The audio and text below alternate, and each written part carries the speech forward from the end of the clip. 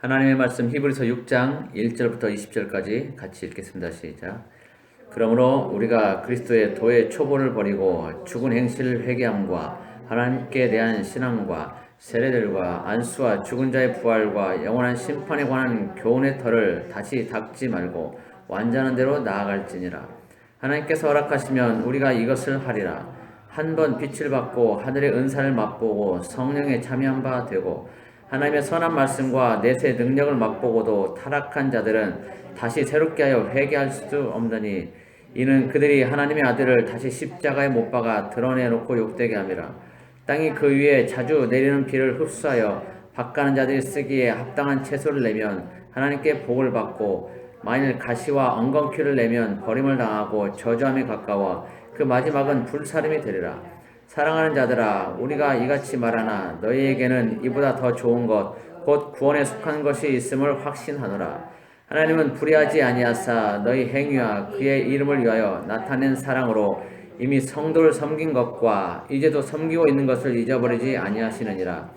우리가 간절히 원하는 것은 너희 각 사람이 동일한 부지런함을 나타내어 끝까지 소망의 풍성함에 이르러 게으르지 아니하고 믿음과 오래 참음으로 말미암아 약속들을 기업으로 받는 자들을 본받는 자 되게 하려는 것이니라. 하나님이 아브라함에게 약속하실 때 가리켜 맹세할 자가 자기보다 더 큰 이가 없으므로 자기를 가리켜 맹세하여 이르시되 내가 반드시 너에게 복 주고 복 주며 너를 번성하게 하고 번성하게 하리라 하셨더니 그가 이같이 오래 참아 약속을 받았느니라. 사람들은 자기보다 더 큰 자를 가리켜 맹세하나니 맹세는 그들이 다투는 모든 일의 최후의 확정이니라.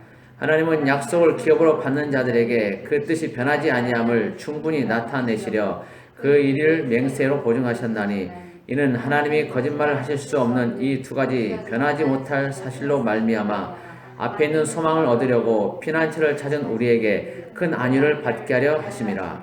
우리가 이 소망을 가지고 있는 것은 영혼의 닷 같아서 튼튼하고 견고하여 휘장 안에 들어가나니 그리로 앞서가신 예수께서 멜기세덱의 반차를 따라 영원히 대제사장이 되어 우리를 위하여 들어가셨느니라. 아멘.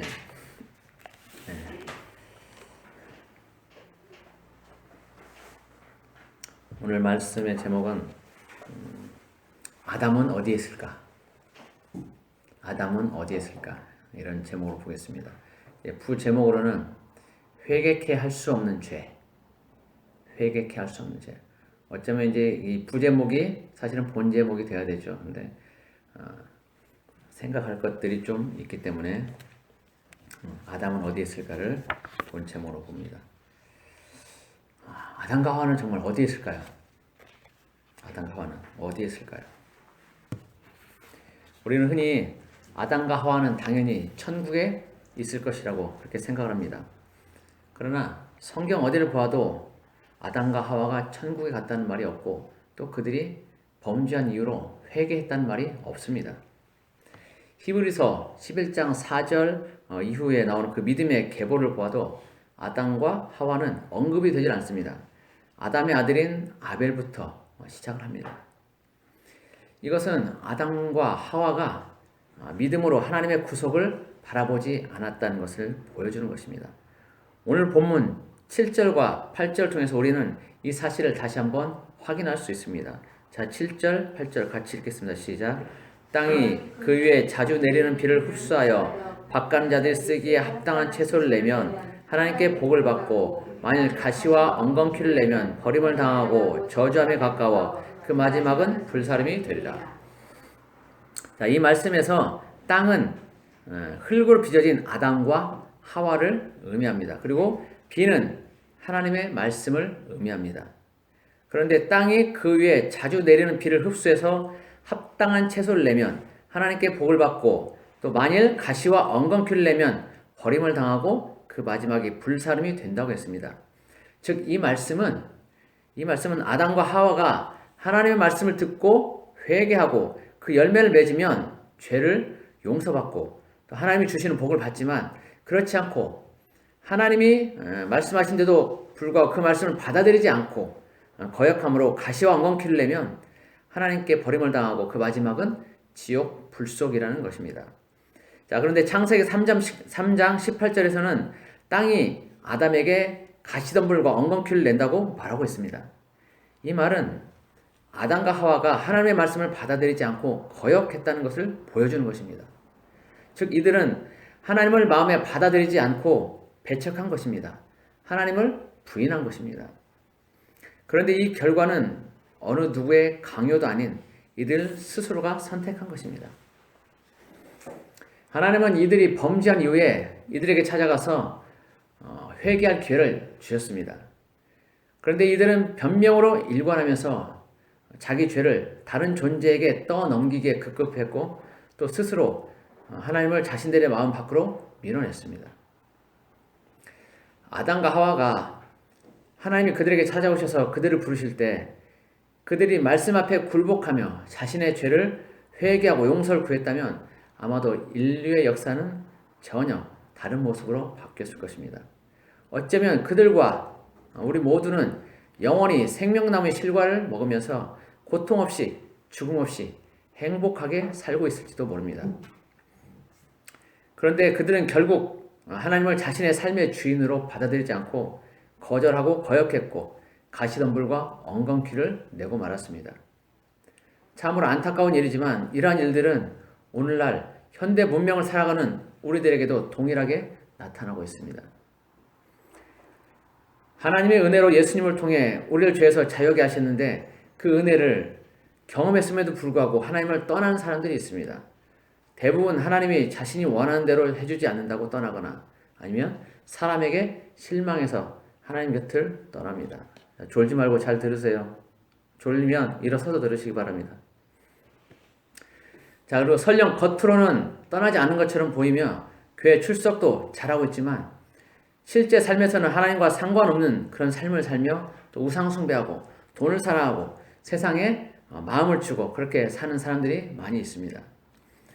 이들은 한동안 그렇게 세상과 버타며 살다가 어느 순간 정신이 번쩍 들어서 다시 하나님께로 돌아오기도 합니다.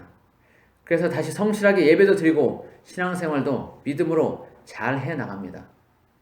기도도 하고 성경도 잘 읽습니다. 그래서 은혜도 다시 회복합니다.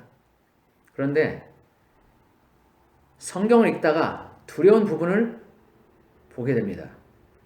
마치 하나님이 자신을 용서하지 않은 것처럼 자신은 이제 다시 돌이켜서 열심히 다시 신앙생활을 하고 있는데 예전에 지었던 하나님을 배척했던 그 시절 그 모습의 것을 하나님이 다시는 용서하지 않는 것처럼 보이는 그런 부분들을 발견하게 됩니다. 성경을 읽다가 그런 구절들을 읽게 되죠.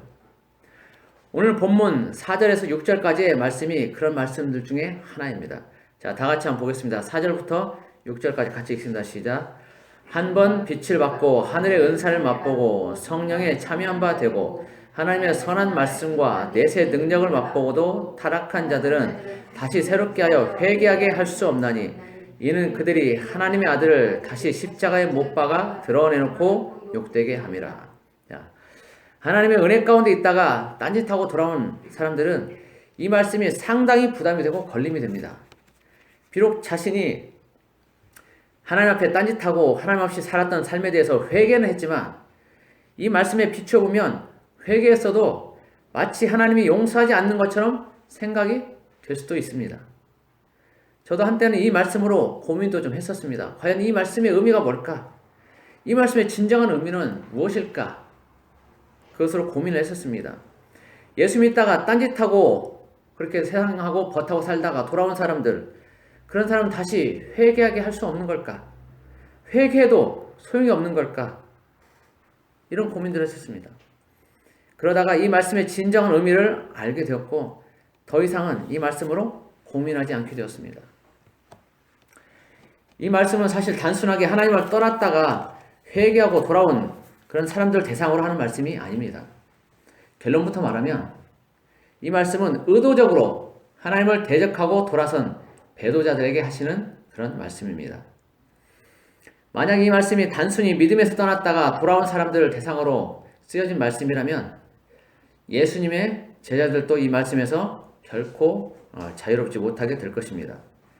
죽을지언정 예수님을 부인하지 않겠다고 했던 베드로의 고백을 따라서 12제자들 모두 그 고백에 동의를 했었는데 정작 그들은 예수님이 병정들에게 잡히시던 날 예수님을 버려두고 단 한 사람도 남지 않고 다 도망가 버렸기 때문입니다.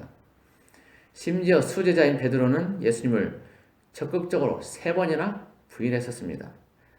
위의 말씀대로라면 베드로는 절대 회개할 수 없는 그런 사람인 것입니다. 그러나 베드로는 눈물로 통곡하며 회개했고 예수님은 그런 베드로에게 찾아오셔서 위로를 해주셨고 하나님 나라의 일을 다시 맡기셨습니다. 베드로뿐 아니라 12제자 모두에게 예수님은 다시 찾아가셨습니다. 그리고 그들을 다시 부르셨습니다. 그 부르심에 그들은 예수님을 진정한 하나님의 아들로 구원자로 고백했습니다. 하나님은 자신의 죄를 회개하고 돌아오는 사람에 대해서는 그 사람이 어떠한 잘못을 했든 인간적으로 아무리 용서할 수 없는 죄를 지었다고 하더라도 다 용서해 주시고 받아주십니다. 그것이 하나님의 사랑입니다. 그것이 전체적인 성경의 흐름입니다. 사람들이 하나님을 떠나고 예수님을 부인하게 되는 상황에는 여러 가지가 있습니다. 그러니까 다른 말로 하면 사람들이 하나님을 떠나는 것에는 다 정도 차이가 있다는 말입니다. 교회에 출석하진 않지만 하나님에 대한 믿음이 있는 사람이 있는가 하면 아예 하나님을 원망하며 대적하며 떠나는 사람도 있습니다. 그리고 예수님을 부인하는 경우도 여러 가지가 있습니다. 타인에 의해서 또는 목숨이 위태로운 그런 두려운 상황에서 어쩔 수 없이 부인하는 경우가 있고 자의에 의해서 고의적으로 부인하고 대적하는 경우도 있습니다. 타의에 의해서 또는 목숨이 위태로운 두려운 상황에서 부인하는 경우에는 그들 스스로 회개하고 돌이키는 경우가 대부분입니다. 그래서 비록 잠시 예수님을 부인했다고 하더라도 진정으로 회개하고 돌이키면 용서를 받을 수 있습니다. 그러나 자의에 의해서 고의적으로 부인한 경우에는 그들 스스로 회개할 수도 없고 회개하지도 않습니다. 그래서 위 본문에서도 다시 새롭게 하여 회개하게 할 수 없나니 라고 말씀하고 있는 것입니다. 그들 스스로가 회개할 마음이 없기 때문에 회개가 불가능하다는 것입니다. 불가능.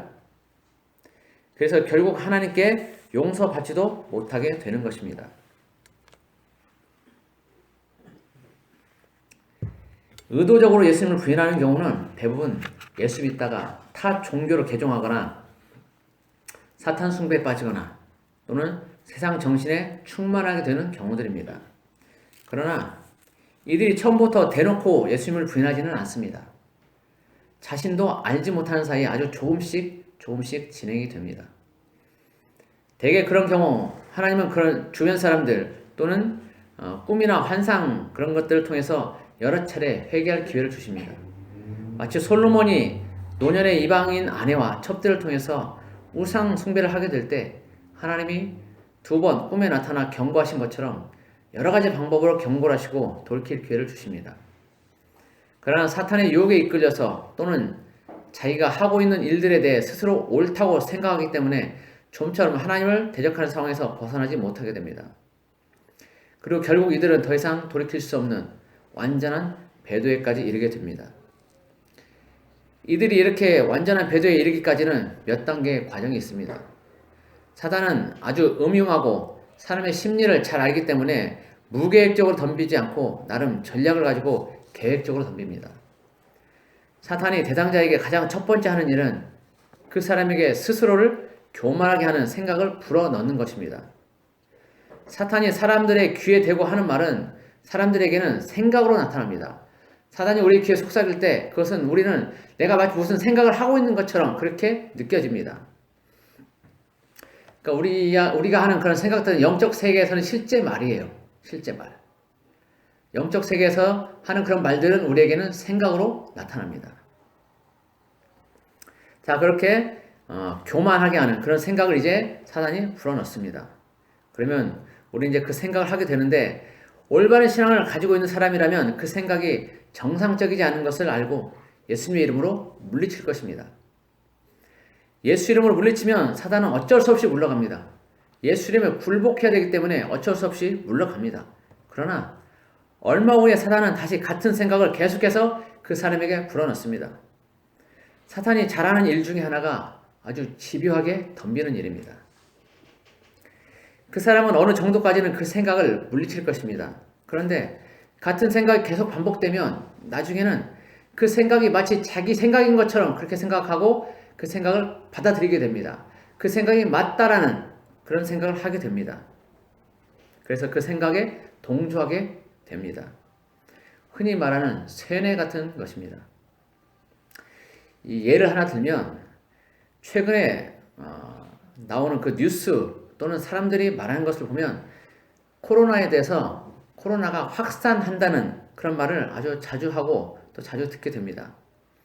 그런데 코로나는 확산되는 것이지 확산하는 것이 절대 아닙니다.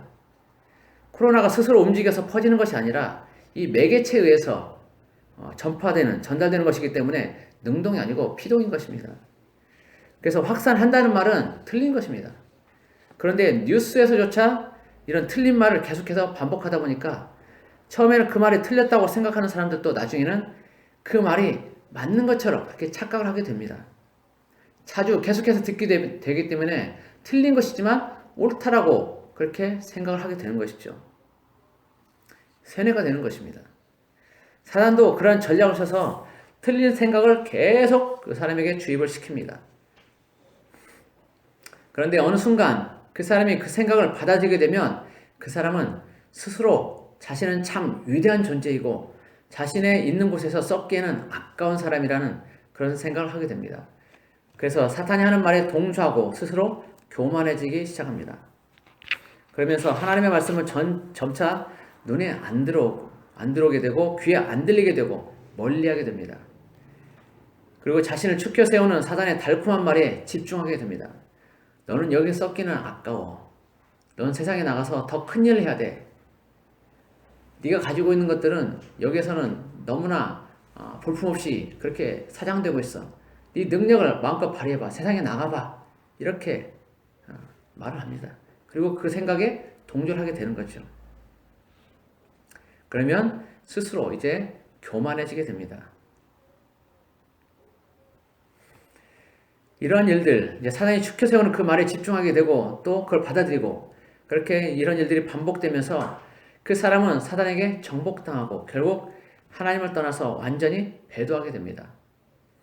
주변에서 권면을 하고 충고를 해도 전혀 듣질 않습니다. 이 정도까지 오면 이 사람은 더 이상 하나님의 말씀에 귀 기울이지도 않고 오히려 하나님을 대적하며 성도들을 대적하게 됩니다. 완전히 사단의 지배에 들어가게 된 것입니다. 그래서 회개하지도 않고 회개할 수도 없게 됩니다. 오늘 본문 4절에서 6절까지 말씀을 다시 한번 보겠습니다. 같이 읽겠습니다. 시작. 한번 빛을 받고 하늘의 은사를 맛보고 성령에 참여한 바 되고 하나님의 선한 말씀과 내세의 능력을 맛보고도 타락한 자들은 다시 새롭게 하여 회개하게 할 수 없나니 이는 그들이 하나님의 아들을 다시 십자가에 못 박아 드러내놓고 욕되게 함이라. 이제 이 말의 의미를 잘 아실 줄 믿습니다. 이 말씀은 의도적으로 자발적으로 예수님을 부인하는 경우에 해당되는 그런 말씀입니다. 잘못을 했지만 회개하고 돌이키는 사람에게는 전혀 해당이 없는 그런 말씀입니다. 요한일서 1장 5절 16절에 보면 사망에 이르는 죄가 있다라고 말하고 사망에 이르지 않는 죄가 있다고도 말합니다. 모든 불의가 죄지만 사망에 이르지 않는 죄도 있다라고 말씀을 합니다. 반면에 사망에 이르는 죄도 있는 것이죠. 이렇게 적극적으로 예수님을 자의적으로 배도를 하고 부인하게 되면 이것은 사망에 이르는 죄가 되는 것입니다. 그래서 결코 회개하게 할 수도 없고 회개할 수도 없게 되는 것입니다. 그래서 이 말씀은 의도적으로 자발적으로 예수님을 부인하는 경우에 해당되는 말씀입니다. 수년 전에 있었던 일입니다. 제가 전혀 알지 못하는 어떤 중년의 한 자매가 제 전화번호를 알게 되어서 몇 번 통화를 하면서 상담을 하게 되었습니다. 근데 그 자매는 40대 중반의 그런 나이였는데 20대 때 자신은 예수님을 깊이 만났었다라고 얘기를 합니다. 그리고 그 후에 이제 예수님을 떠나 살게 되었다고 합니다. 자신의 표현에 의하면 단정하지 못한 그런 삶을 살았다라고 그렇게 얘기를 합니다. 그리고 이제 예수님 앞에 다시 돌아왔다라고 그렇게 말씀하는데 이 말씀이 걸림이 된다는 거예요. 히브리서 좀 전에 4장 히브리서 오늘 본문 4절에서 6절까지 그 말씀이 걸림이 된다는 것입니다. 그러면서 자신이 20대 때 예수님을 만나고 그렇게 회개할 때는 눈물 콧물 다 흘리면서 회개를 했는데 지금은 그런 회개가 안 된다고 하면서 위 말씀이 자신에게 적용되는 것인지 또한 자신은 회개할 수 없는 것인지 물었습니다. 그래서 저는 회개는 그렇게 눈물 콧물 흘리는 그런 감정이 아니고 죄로부터 돌이키는 결단이라고 그렇게 말을 해줬습니다. 지금 눈물 콧물이 아닌 흘리는 그런 것이 회개가 아니라 죄에서 떠나서 다시는 그 죄로 가지 않겠다는 그런 결단하는 것이 회개라고 얘기를 했습니다. 해줬습니다. 그래서 예수님 앞에 죄를 고백하고 다시는 예전의 죄로 돌아가지 않는다면 그것이 바로 회개라고 그렇게 얘기를 해준 적이 있는데 그 자매는 그 얘기를 제 얘기를 듣고 안심하면서 다시 한번 그 말씀을 묵상해 보겠다고 그렇게 얘기를 했었습니다. 이 자매 역시 이 말씀을 제대로 잘 알지 못했기 때문에 고민했던 것입니다. 예전에 저처럼 저도 그 말씀을 한때 무슨 의미인지 몰라서 고민했었죠. 그런 것처럼 그 말씀을 고민한 겁니다. 하나님은 우리가 의도적으로 하나님을 대적하지 않는 한 우리가 회개하고 돌이키면 언제든지 받아주십니다.